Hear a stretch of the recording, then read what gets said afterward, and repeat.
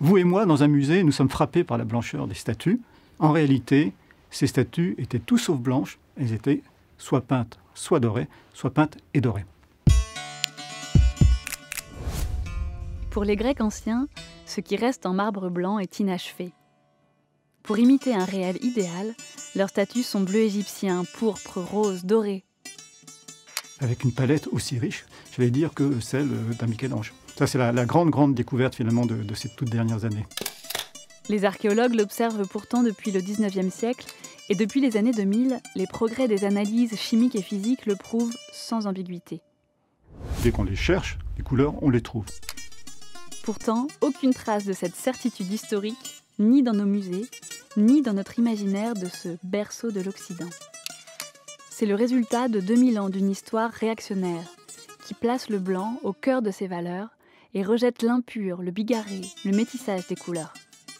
Employant des grands mots, effectivement, c'est un rejet de l'autre, que l'on voit apparaître, je vous dis, dès des textes de Pline l'Ancien, jusqu'aux pires excès de la Seconde Guerre mondiale. À chaque fois, c'est l'autre qui est en jeu, le rejet des couleurs de l'autre. Dès l'engouement de la Rome antique pour les modèles grecs, on veut les associer à la pureté, à l'élégance, à la blancheur immaculée du marbre de Paros. Les Romains copient, en plâtre blanc, les marbres d'origine. Avec les premiers chrétiens, le paganisme coloré est rejeté au profit de la blancheur, associée au sacré et à l'innocence. À la Renaissance, on déterre les copies romaines qu'on copie pour diffuser en Europe l'idéal antique, contre le bariolage médiéval et le chatoiement oriental, à nouveau grâce au plâtre blanc. De nouveau, une technique, le moulage, le plâtre comme matériaux vont s'imposer pour l'appropriation de ces modèles. Ce sont des pièces blanches qui vont en résulter. Puis, ce sera le fondateur même de l'histoire de l'art, Winckelmann, qui posera, en 1764, le blanc des Grecs comme un summum de l'art. Une fois que l'histoire de l'art, en quelque sorte, donne son socle, j'allais dire, intellectuel et esthétique à cette idéologie, vont se développer ces académies des beaux-arts qui, notamment au XIXe siècle, vont multiplier les moulages, qui font que tout jeune artiste, spécialisé ou non dans la sculpture, se trouve face à des moulages blancs de sculptures autrefois polychromes.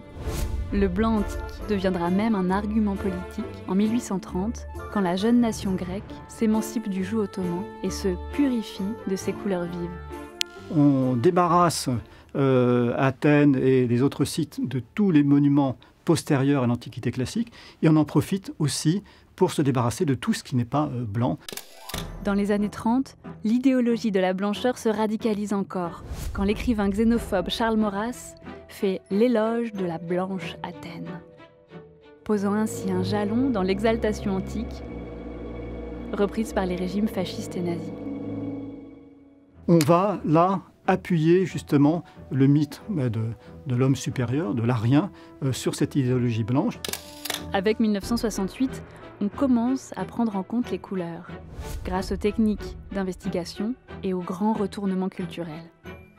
Là, c'est une révolution militante, c'est-à-dire qu'on affirme de manière idéologiquement très forte aussi la couleur, la polychromie de la sculpture grecque, comme on l'a refusé pendant des siècles. Aujourd'hui, quelques musées commencent à proposer des copies en plâtre coloré ou des reproductions virtuelles à côté des originaux antiques.